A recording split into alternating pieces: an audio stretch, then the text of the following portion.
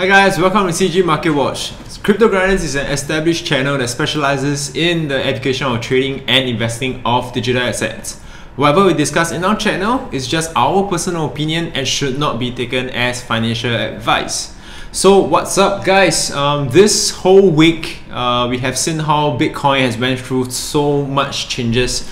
We have greater acceptance coming this week. I'll be talking about some of the news later. At the same time, you realize that this news are no longer impacting the prices of Bitcoin, right? So we don't see much movement when it comes to BTC prices, even though there's so much news coming up. So what exactly is, happening to the market? What's the concern of most traders out there right now? So I think this is what we are looking into, and we are just 1 week away from Chinese New Year, which is one of the thing that or the particular festival that most of Asia or Chinese I would say are celebrating it. Does that or will that have an impact on volume as well? So I think that's one question that we should be thinking about as well. Alright, so without further ado, let's go to the coin market cap.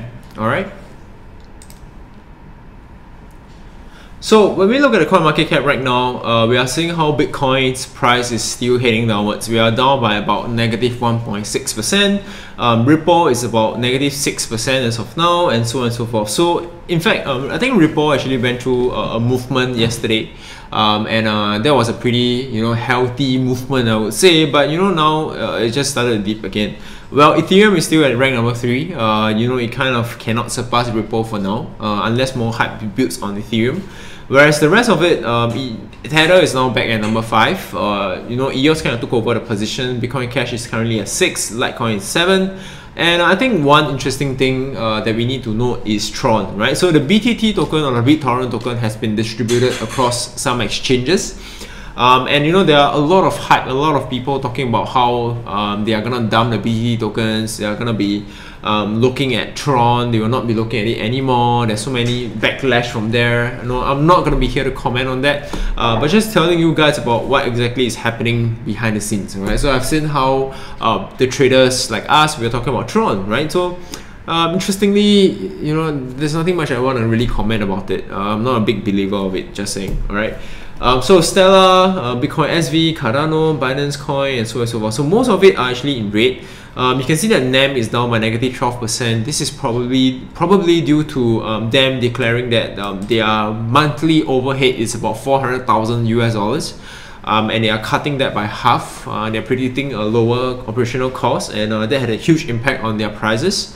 And I would say the movement has been pretty stable lately for NAM, but after the news announcement, it just kind of went downwards. The rest of the tokens are not doing as much, to be honest. Nothing much is moving. Holo is still being pumped for no reason, I guess, and the rest of it, it's pretty straightforward, right? The same old thing where you see most stuff being red because Bitcoin is red as well, and we'll talk about the charts later on as well. All right. So let's talk about the main news today. And the topic today is Bitcoin's connection with NASDAQ, Visa, and ETF, right? What exactly are we talking about here? Now, like I mentioned just now, what we are facing currently is that you realize that in the market, there are quite a lot of good news. But the only issue is, why isn't it moving the prices? All right, so this is a question that has been bothering us quite a fair bit. In fact, we've been talking about that even right here in the office, and I think today it's a good time, just to summarize what happened this week, and to just really talk about this. Okay, so let's go to the first one, which is NASDAQ. So the first news says, why NASDAQ Bitcoin exchange partnership proof the crypto industry is growing up. Now, the thing is, this is a chicken and egg issue, all right? Why do I say so? Now, we also have Fidelity setting a March launch for Bitcoin custody service. It's like babysitting Bitcoin per se, and it goes to show that, hey, there are institutions looking into being custodial wallet services, providing custodial wallet services to institutional investors and traders to store their Bitcoin. But the thing is, with all these institutions coming in, does it exactly mean that institutional traders and investors will come in as well? See, a company setting up a wallet or a service doesn't exactly mean that interest will pick up, right? Now, it could mean that potentially it has a potential, but does it mean that the volume will come in? Does it mean that people will start picking up and using their services? Now that's questionable, right? So, but I guess it's still a good sign, you know, that institutions are still looking into the space. In fact, NASDAQ is still evaluating crypto exchanges, you know, and being able to license its technology and so on and so forth. So exchange must list reputable tokens and must have a solid process through which they add them. Yeah, so Gemini and SBI virtual currencies both use NASDAQ program to monitor the use of their exchanges. The same tech by NASDAQ assure investors that liquidity and volume are legitimate. So it kind of just shows you that, hey, some institutions are still looking into the space, right? They are still looking into creating custodial wallet services. They're still thinking about exchanges and how it actually should function. So once again, this report was published on 29th of January this week, in fact. And talking about how Fidelity is going to be coming up with custodial wallet services that will be introduced in March this year. So custodial services differ from banks in which they are not allowed to use the stored financial assets to their own ends, right? So they are only storing it, they are not going to be able to use it. Major firms like BNY Mellon, JP Morgan, Northern Trust offer custody for assets like money, securities, gold, and diamond. So I'm pretty sure that Fidelity is not the only one that is aiming to create a custodial wallet service. There are also some other institutions that are creating that as well. Alright, so I guess this is pretty much a very good sign. Okay, now next, on another news, we have Binance users can now pay for crypto with credit card. So this is pretty interesting, I would say. Now maybe this is the first move, you know, by Binance, and that's saying that it has partnered with Israel-based payment processing firm Simplex to enable purchases with Visa and MasterCard credit cards, right? So the exchange is supporting credit card purchase for Bitcoin, Ethereum, Litecoin, and Ripple. This can then be traded against up to 151 other tokens offered by the exchange. So even CZ mentioned the cryptocurrency industry is still in the early stages, and most of the world money is still in fiat. Alright, so building fiat gateways is what we need to grow the ecosystem, increase adoption, and introduce crypto to more users. Now, at least someone is getting the formula right.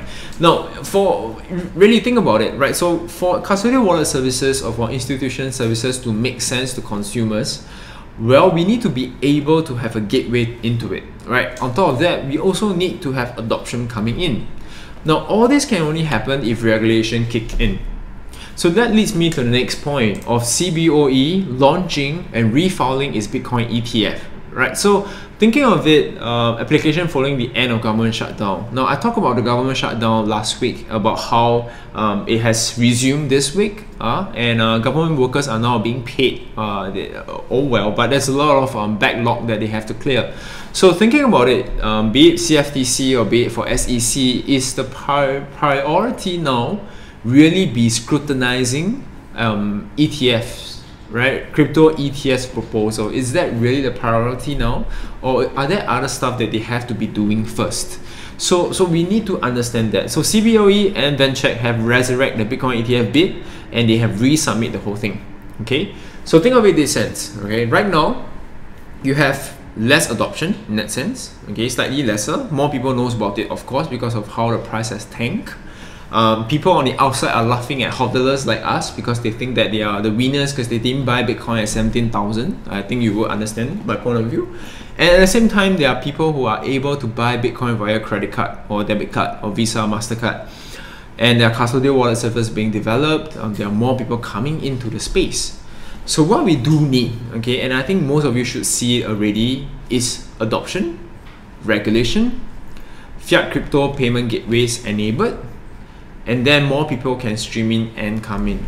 Alright, so that also have to combine with retail interest picking up, transaction hash rates going up, network weight increasing, and that may coincide with Bitcoin's halving that's coming next year in May. So all this has to kind of coincide in order for the next bull run to come. Now we can just basically ignore the prices, we can just basically ignore technical analysis, we can ignore what's going to happen because no one freaking knows where Bitcoin is going to go next. But the greatest question is like what Civic CEO said, right? Which is wait, sorry, I just can't recall the name. Vinny, sorry. So Vinny just mentioned, hey, if we break below $3,000 for Bitcoin, crypto winter will become crypto nuclear winter. So it's strange, right? Nuclear is supposed to be warm. It's supposed to be really, really warm, right? So you heat up based on radioactive isotope reacting, whatever. But you have winter as well. So what the heck does it mean? Now, basically, it meant that there's gonna maybe suicide rates will pick up. Maybe more people will be thinking, are we really holding on to the right asset class, right? Bitcoin's interest will be at its new low, right? So I think, you know, that is what he kind of meant, like nuclear winter, right? The whole thing just break down. The whole cryptocurrency space just break down. And ICOs will go bankrupt. Projects are struggling. Exchanges are struggling as well. No one is making huge money per se because of this extended bearish period. So whoever you guys who are still watching this video, I would say we are kind of one of the only few survivors here.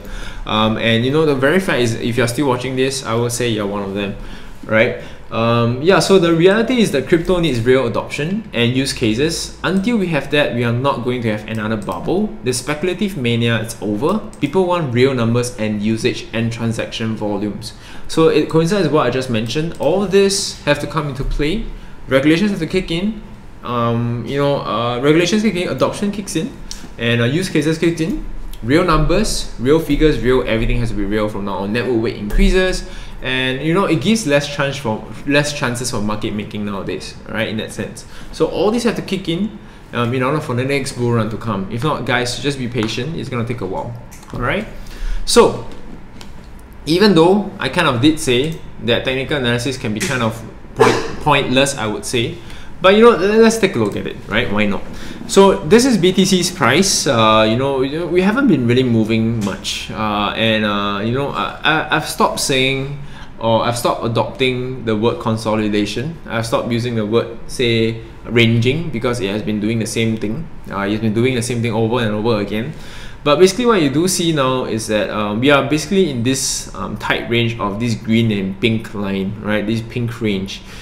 So basically, BTC is just hovering in between. So this purple line is kind of like a weekly trend line, which is this line, and also you have the orange line being a daily trend line. All right. So if you were to break below this point at 3360, that will form actually the next downtrend. Since it's kind of like a symmetrical triangle point of view, or like a wedge, depending on how you see it. If we were to break down a little bit, we may see more downside action. All right. The greatest challenge is at the bottom here at 3180 level. Based on fractal support, we should see some struggle, some huge support being at this point in time, because that was the previous low before we enjoy the pump all the way to about 4.2. All right, so it really depends on whether can we survive this support level. You know, if not, we'll be heading down even more. All right, so that's the challenge. Now we're still being heavily suppressed by the Kumo cloud. This is based on daily, and there seems to be some thinning action going on in the next coming days, I would say. So maybe the market may just move up later on, right? So it's really hard to quantify what will happen next, right? So fingers crossed, we will see. Chinese New Year next week. We don't really expect much movement to come unless everything flows into place. If not, movement or huge movement upwards is gonna be very low, right? The chances of it happening is low. So guys, like, just forget about quarter one. Maybe we'll look into Bitcoin again at quarter two in that sense. All right. Okay, so well, Ethereum wise, we are looking at this is basically the similar movement, just like how BTC is moving, right? So you have basically a chance of not much chance of movement. Now you also understand, and you will be able to see that even just based on percentage here, when Bitcoin goes down by 0.97%, you realize that Ethereum goes down by negative 2.26%. So in other words, altcoins basically enjoy a greater downside as compared to any other tokens except Tether, right? So Tether, stablecoins aside, or even maybe Binance coin, but most of it is not doing as well. All right. So most altcoins aren't doing that well. So in order for Ethereum to start picking up in terms of prices, once again, BTC will have to start picking up as well, and then we'll start seeing the tokens recovering in value. If not for now, we won't be able to see huge returns or huge volume coming back based on Ethereum's prices. All right. So last of all, in terms of Bitcoin shorts and long, you can see that the data is pretty self-explanatory. In fact, the liquidation is only 7.24k. All right, so it's really at a low in terms of Bitmex liquidation. But that being said, what we need to kind of understand is right now at this point in time, retail traders are not as interested in trading. There are less people involved, and therefore people supporting the volume is low as well. And that is what is happening in the market.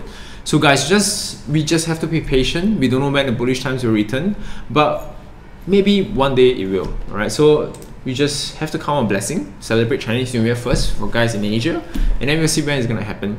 Alright, so I have two quick announcements to make. Number one, CG Protege, we have given out most of our awards to most of our people. So the trading competition has actually come to an end with Huobi.